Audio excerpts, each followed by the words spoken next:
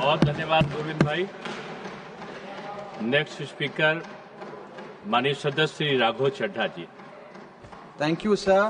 Sir, demand for supplementary grants is almost like an annual formality in this house. एक औपचारिकता रहती है, and particularly because this is a money bill and Rajya Sabha's approval is not required for a money bill. But I would like to use this opportunity to give three concrete suggestions by voicing my three concrete concerns before the finance minister, and I hope she takes cognizance of this. Sir, the first is that investment in India is highly taxed. हमने देखा पिछले कुछ वर्षों में कि global capital बहुत volatile है, जिसके चलते जैन 2025 इसी साल का जनवरी 2025 से लेकर दिसंबर 2025 के दूसरे हफ्ते तक 1,60,000 करोड़ रुपए फॉरेन पोर्टफोलियो इन्वेस्टर ने भारत की इंडियन इक्विटी से विड्रॉ कर लिए। जब ये विड्रॉ किया गया उस समय डोमेस्टिक इंस्टीट्यूशनल इन्वेस्टर और डोमेस्टिक इन्वेस्टर्स भारत के स्टॉक मार्केट की रक्षा करने के लिए आगे बढ़े, और इसी पीरियड में डोमेस्टिक इन्वेस्टर ने 7 लाख करोड़ रुपए भारत की इंडियन इक्विटीज में इन्वेस्ट किया। ये एक हिस्टोरिक अचीवमेंट भी था, मार्केट की मैच्योरिटी भी दिखाता है, लेकिन उससे ज्यादा ये दिखाता है कि जब foreign money leaves, it is the Indian investor that comes to the rescue of the stock market.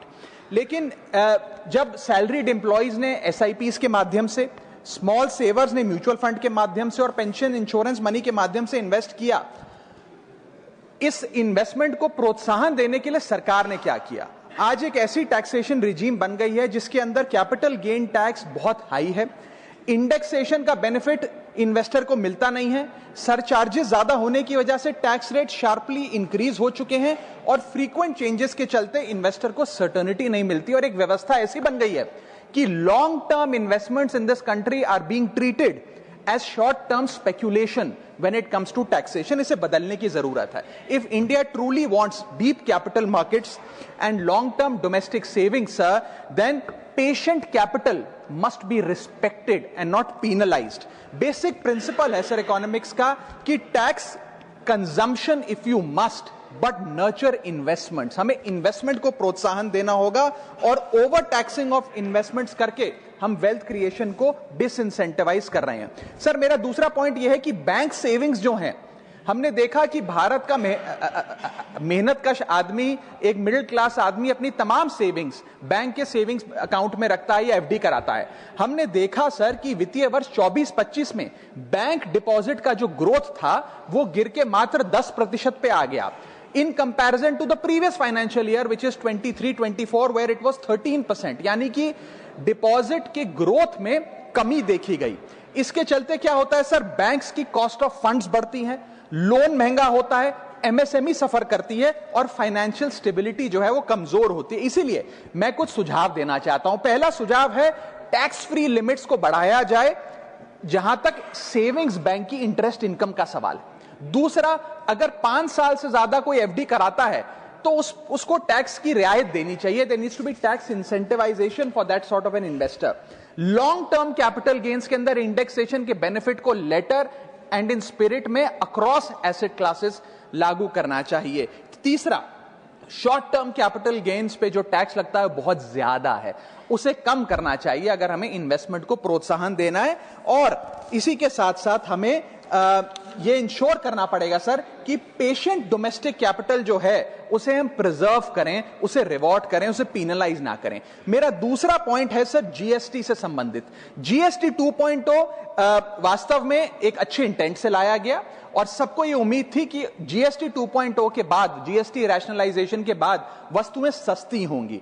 माननीय वित्त मंत्री जी ने तमाम कंपनियों को भी कहा कि हम जीएसटी में कटौती कर रहे हैं, 28 से 5% ला रहे हैं, 18 से 5% कर रहे हैं, तो आपको वस्तुओं को सस्ता करना पड़ेगा। लेकिन हमने ये देखा कि जो इंटेंट था कि जीएसटी कम होगा तो वस्तुएं सस्ती होंगी, वस्तुएं सस्ती होंगी तो कंजम्पशन बढ़ेगा, कंजम्पशन बढ़ेगा तो डिमांड बढ़ेगी। ये हुआ नहीं, और ये इसलिए नहीं हुआ सर क्योंकि प्राइवेट कंपनियों ने इस मुनाफे को जनता को नहीं सौंपा। मैं बता रहा हूं, मैं मोटे मोटे तौर पे आपको बताना चाहता हूं, मैं उदाहरण के माध्यम से आपको बताना चाहूंगा सर कि एक वस्तु 100 रुपए की बाजार में मिलती थी, उस पर 18% जीएसटी था, तो उसकी मार्केट वैल्यू 118 रुपए थी। सरकार ने उस पर जीएसटी 18% से घटाकर 5% कर दिया। अब वो वस्तु 100 प्लस 5% 105 रुपए की मिलनी चाहिए, जो पहले 118 रुपए की मिलती थी। लेकिन आज भी बाजार में वो वस्तु 118 की मिलती है, क्योंकि प्राइवेट कंपनियों ने इस जीएसटी के रिलीफ को कंज्यूमर को पास ऑन नहीं किया, या ग्रामेज कम करके प्रोडक्ट की क्वांटिटी कम कर दी और दाम कम कर दिया।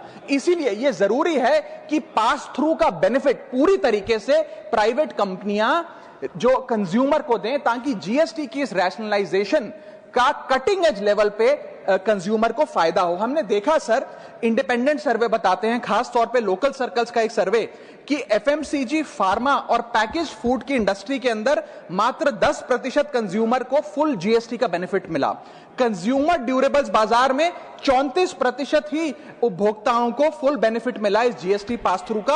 और ऑटोमोबाइल सेक्टर में जो रिलीफ मिला, बताया जा रहा है कि जनवरी 2026 से तमाम ऑटोमोबाइल कंपनियां अपने दाम बढ़ाने जा रही हैं। इसीलिए सर मैं कहना चाहूंगा, tax reform without enforcement will become a transfer of benefit from the citizen to the company। एक हाथ से जीएसटी रिफॉर्म आया, जीएसटी का रेट घटा, लेकिन दूसरे हाथ से अगर प्राइवेट कंपनियां वो बेनिफिट कंज्यूमर तक पहुंचने नहीं देंगी और वस्तु का दाम बढ़ा देंगी, तो एंड कंज्यूमर को कोई फायदा नहीं होगा। इसीलिए मैं याद दिलाना चाहता हूं कि section 171 of the CGST act, जो एक सनसेट क्लॉज के तहत अब समाप्त हो गया, उसकी जो मूल भावना थी वो बड़ी सीक्रेट है, जो ये कहा करता था that tax cuts must translate into price cuts. Any benefit in the reduction of tax must be given to the end consumer as a reduction in prices. ये करने की आवश्यकता है। No doubt GST 2.0 is a landmark reform, but without pass through benefit it is an incomplete reform. और अंत में sir मेरा आखिरी सुझाव यह रहेगा, भारत देश में आज एक टोकनाइजेशन बिल लाने की आवश्यकता है। सर जैसे यूपीआई ने डिजिटल पेमेंट्स को एक प्रकार से इंक्लूसिव बना दिया। आज रेडी पटरी वाला, सब्जी वाला, रिक्शा वाला सब यूपीआई के माध्यम से पेमेंट लेते हैं, देते हैं। ठीक उसी तरह इन्वेस्टमेंट और एसेट ओनरशिप को हमें इंक्लूसिव बनाने के लिए टोकनाइजेशन का एक कानून इस देश में लाना पड़ेगा। सर मैं सरल भाषा में समझाता हूं, एक मिडिल क्लास का आदमी आज यदि अपना निवेश करना चाहता है पैसा, तो उसके पास या बैंक का सेविंग्स अकाउंट का खाता है, म्यूचुअल फंड है या फिक्स डिपॉजिट है, उसके अतिरिक्त कोई ऑप्शन नहीं है। कमर्शियल बिल्डिंग बहुत महंगी है, इंफ्रास्ट्रक्चर प्रोजेक्ट उसकी रीच के बाहर हैं, और प्राइवेट एसेट क्लास नीश इन्वेस्टमेंट्स के लिए होते हैं, उनके लिए बने नहीं है।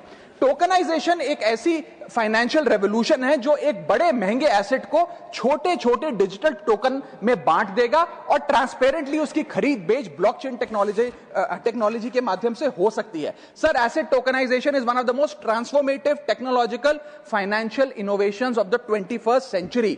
और मैं बताना चाहूंगा सर कि जैसे एक आम आदमी एक कंपनी का शेयर खरीद के उसमें हिस्सेदारी ले सकता है और उसकी अप्रिसिएशन का, मुनाफा का स्वाद ले सकता है, ठीक वैसे ही एसेट टोकनाइजेशन आने से रियल वर्ल्ड एसेट्स जैसे कि real estate projects, infra projects, commodities, IPR, इन सब को छोटे छोटे डिजिटल टोकन्स में बांट दिया जाएगा, जिसे कोई भी खरीद बेच करके इस ट्रेडेबल टोकन का फायदा ले सकता है और इसके मुनाफे में हिस्सेदार बन सकता है। इसका मतलब यह है कि ये बड़े बड़े एसेट्स सिर्फ करोड़पति अरबपति लोगों के लिए नहीं, बल्कि इन बड़े बड़े एसेट्स को देश का आम आदमी खरीद सकता है और उसकी बड़ी रिटर्न्स का स्वाद ले सकता है। मैं उदाहरण देता हूं सर आज 10 ग्राम सोना भारत में लगभग 1,35,000 रुपए का मिलता है। आप यदि किसी दुकान में जाकर कहिए कि भाई मेरे पास 1,35,000 रुपए तो है नहीं 10 ग्राम सोना खरीदने के लिए, आप मुझे 500 रुपए का सोना दे दो, तो शायद आप 500 रुपए का सोना नहीं खरीद सकते। लेकिन जब से गोल्ड ईटीएफ आया, डिजिटल गोल्ड आया, आप 500 रुपए का गोल्ड खरीद पाएंगे इलेक्ट्रॉनिकली, डिजिटली। ठीक वैसे ही आप एसेट्स को अगर डिजिटाइज करेंगे, इन टोकन्स के माध्यम से आप इन एसेट्स की हिस्सेदारी पा सकते हैं। सर मैं समाप्त कर रहा हूं, मुझे एक मिनट ही लगेगा बस। सर इस टोकन, हाँ मैं समाप्त कर रहा हूं सर इस टोकनाइजेशन से खास तौर पे मिडिल क्लास को क्या फायदा होगा? सबसे पहले बेटर रिटर्न्स मिलेंगी, रिटायरमेंट सिक्योर होगा, निवेश करने में आसानी होगी, और सबसे बड़ी बात इंस्टेंट लिक्विडिटी मिलेगी इन ट्रेडिशनली इनलिक्विड एसेट्स। आपको कोई ब्रोकर की फीस, कोई रजिस्ट्री का झंझट, प्रॉपर्टी डीलर का झंझट नहीं, आप खरीद बेच आराम से कर सकते हैं। और इसी के साथ साथ ट्रांजैक्शन कॉस्ट घटेगी, इंटरमीडियरीज की कॉस्ट घटेगी। सर, दुनिया भर में जो मजबूत मैच्योर अर्थव्यवस्थाएं हैं उन्होंने इस एसेट टोकनाइजेशन के कॉन्सेप्ट को रिकॉग्नाइज किया। यूएसए ने, एसईसी ने अपनी सिक्योरिटीज एक्ट में इस टोकनाइजेशन के कॉन्सेप्ट को शामिल किया। सिंगापुर ने प्रोजेक्ट गार्जियन का नाम से एक प्रोजेक्ट लाकर इसको लीगलाइज किया। यूरोपियन यूनियन ने markets in crypto asset regulation का एक कानून लाकर इसे रेगुलराइज किया। और यूएई ने सबसे बड़ा काम करते हुए एक अलग अथॉरिटी बना दी, वारा, वर्चुअल एसेट रेगुलेटरी अथॉरिटी, जो इस प्रकार के एसेट टोकनाइजेशन पे काम करती है। Sir, Indians have more cultural affinity to real estate and precious metals like gold, silver etcetera, because 70 to 80% of our household assets are stored in these asset classes. Therefore, tokenization will directly address their preference by enabling fractional ownership of these assets using blockchain technology. अंत में मैं बस इतना कहना चाहूंगा sir कि India को अपनी एसेट टोकनाइजेशन की एक bespoke legislation की जरूरत है और एक रेगुलेटरी सैंडबॉक्स की जरूरत है। इसके चलते इन्वेस्टमेंट और ओनरशिप कॉमन मैन के लिए, आम आदमी के लिए सही मायने में इंक्लूसिव बनेगी। और अगर भारत में रेगुलेटरी क्लैरिटी आ जाती है एसेट टोकनाइजेशन कानून के माध्यम से, तो global capital Singapore, UAE, Hong Kong और यूएस जाने की बजाय भारत में आएगी और भारत में निवेश होगा। So there is an urgent need for an asset tokenization bill in this country. Thank you sir. बहुत धन्यवाद। जदि आपंक आम भिडी भल लगा तेब आम चैनल को लाइक, शेयर और सब्सक्राइब करने को जमा भी भूलु नहीं।